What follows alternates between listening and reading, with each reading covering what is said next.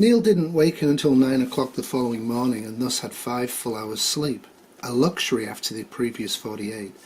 As he emerged from his damp cabin he felt anxious and irritated. In daylight he saw clearly for the first time the extent of the damage to the rear wall of the wheelhouse, saw all his gaffs, fishing nets, oyster tongs and other gear still lying in a heap in the starboard cockpit, saw the smashed cabin hatch slide, saw Frank sprawled asleep on one of the wheelhouse settees. It was Frank's watch, and felt a strong breeze blowing, now out of the north. The thought that they had been sitting still doing nothing for almost 7 hours rankled him, and he had to stop on the afterdeck to calm himself down. But as he gazed around the bays, irritation and impatience gave way to an entirely different emotion. A house was floating only 100 yards to the east. On the shore of Tangier Island were the remnants of several wrecked houses and boats. On the island itself, not a single building seemed to remain standing. Further to the south was a now familiar ghastly grey mass squatting in the otherwise clear blue sky, like an ugly swelling toad. However much he was displeased by the current condition of Vagabond, she was afloat. She had survived. As he stepped down into the starboard cockpit to begin work, he stopped. Where was Macklin? He had been left tied to the mizzenmast. Neil leapt down into the starboard cockpit, ran into the wheelhouse and then stopped. Macklin was sitting nonchalantly in the sun of the opposite cockpit, sipping coffee. Jean emerged from the main cabin, and behind her he saw Lisa at the galley stove. "Good morning," she said. "How did he get loose?" Neil asked grimly. Jean flushed in response to Neil's unconcealed anger. "He was free when I got up," she replied. "Can I fix you something for breakfast?" Neil walked farther into the port cockpit and saw with a start that the .22 was lying across Macklin's knees. "Good morning," said Macklin neutrally. "May I have the rifle?" Neil asked. "Sure," said Macklin. "It's of no use to me." He put his coffee cup down on the seat beside him and handed the .22 to Neil. "But look, Loken, let me sail with you. Putting me ashore would be murder." "How did you get loose?" Neil asked quietly, noting that the .22 he had taken from Macklin was loaded. "Child's play," Macklin replied with a sneer. "Why didn't you take the dinghy and escape?" "Escape shit," Macklin snapped. "There's no escape out there. My only chance—" "I admit it's smaller than a flea's cock," he added parenthetically, glancing to his left at the blast cloud over Norfolk area, "is on this ship." "Are you all right?" Neil asked Jean. "Yeah, I thought you'd released him." He nodded, grimacing. "Would you like to eat now?" Jean asked again. "Thanks," Neil answered. "Use whatever's in the refrigerator first. Bacon, cheese, other things that will spoil when we turn off the propane to conserve it for cooking. Don't cook potatoes, for example." "Fine," she said, disappearing down the galley. "Cook for everyone," he called after her. He looked down into the galley. He was pleased to see that though the area was a mess, it was a functioning mess.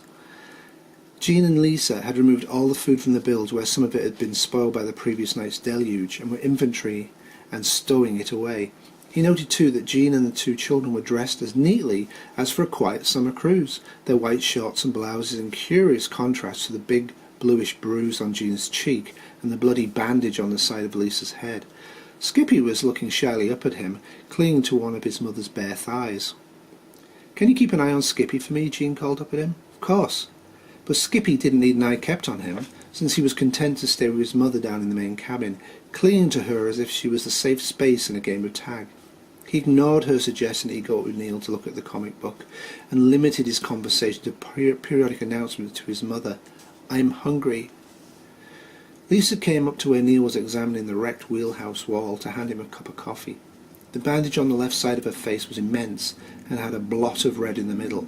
But she told him that though it hurt and throbbed, she felt no dizziness. "Here comes somebody," she said, unexpectedly squinting off to the northeast. Following her gaze, Neil turned to see a small skiff motoring at full throttle towards them, a man standing in the stern steering. Neil picked up the .22 again and cradled it in the crook of his elbow. At first he assumed the man was heading towards the village of Tangier, but the skiff kept coming straight in and coasted to a halt alongside the starboard hull. A small, deeply tanned young man, about Jimmy's age, wearing dirty khaki and a soiled cotton sweatshirt, looked over Vagabond's combing at them. "My father here?" he asked. "Who's that?" "Captain Ollie. He's sleeping in the forepeak, I think." "Hey, Pa! Pa! It's Chris!" the young man shouted. After a moment, The captain poked his head out of the forward hatch and then came up onto the deck. His sparse white hair dishevelled. He was dressed only in t-shirt and underdrawers. "Well, you don't have to shout about it," he grumbled, looking aft and seeing Lisa standing 20 feet away staring at him, and he disappeared below to get his trousers on. "'Pears you had some waves come visiting last night," Chris said to Neil, nodding solemnly at the wrecked wall of the wheelhouse. "We did," Neil agreed. "How about you?" "Well, most of the houses on Smith Island are a few hundred feet farther north than they used to be, and there ain't that many people left to give a damn." Chris glanced to his right. "Tangier must have really got sucked." "I'm afraid so." "Good morning, ma'am," Chris said to Jean, who had come up into the wheelhouse. "Good morning." "Well, what do you want?" Captain Ollie asked when he came out onto the deck a second time, buttoning up his pants. "Getting so a man can't even escape his own family out at sea." "I was worried about you, Pa," Son said. "They said you went chasing pirates or something. And then the tidal wave last night, and then you didn't come back." "Well, I'm back," he said. "Got myself 2 pirates. Would have got more, but there weren't none." "Where's Lucy May?" "I sent her into Crisfield to pick me up some pipe tobacco." Chris looked at his father uncertainly. "We had to cut her loose when the big wave was about to hit," Neil explained. "I imagine she's sunk." "You okay?" Chris asked his father. "Course I'm okay. I've been dying for 2 years now, and chasing pirates and dodging tidal waves ain't gonna affect it none. What have you been up to? You remember the mayonnaise?" "I'm going in the Navy, Pa." "What do you mean you're going in the Navy?" the old man demanded, sitting down on the cockpit bench near his son and pulling out his socks. "Why do you want to go in the Navy?" "Because I have to," Chris answered. "Have to? Why have to? What are you talking about?" "The President ordered us to," Chris answered quietly. "Oh, Reservists had to go. I'm taking a special bus this morning at 11 from Salisbury." "What's the hurry?" Captain Ollie said irritably. "Navy got a ship and he's bailing out this afternoon?" "I've got to go, Pa," Chris insisted. Captain Ollie stood up and looked out across the afterdeck towards Smith Island. He stood silently for almost half a minute while his son watched him patiently. "Well," the old man finally said, "give me a goodbye kiss. Ain't every day a son goes putting off to get himself blown to bits." He took a step towards his son and presented his grizzled cheek.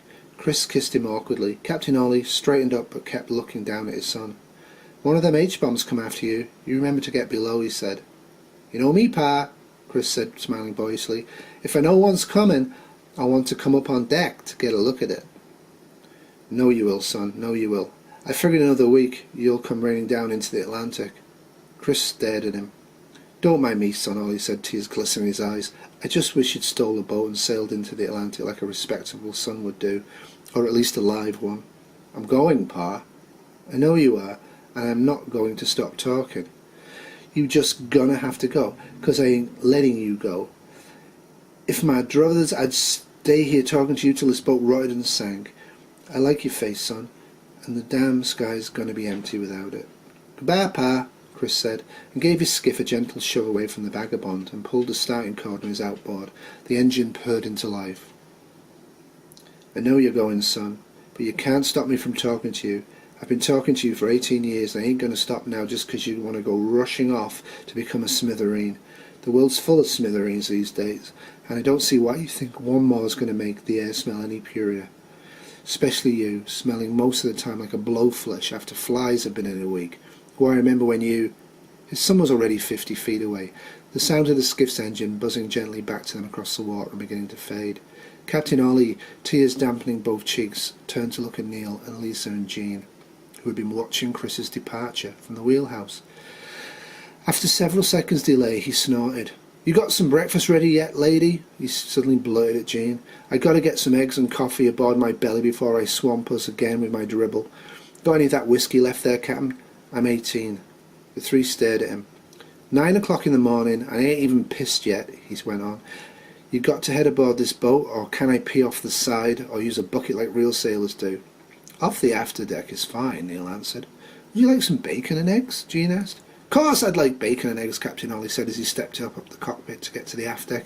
"And toast, and juice, and potatoes, and anything else you've got cooking. A dying orphan man got to make the most of his last days. Least he can do is eat like a pig." Turning his back to the ladies, who went below to make breakfast, Captain Ollie pissed with dignity off the aft deck.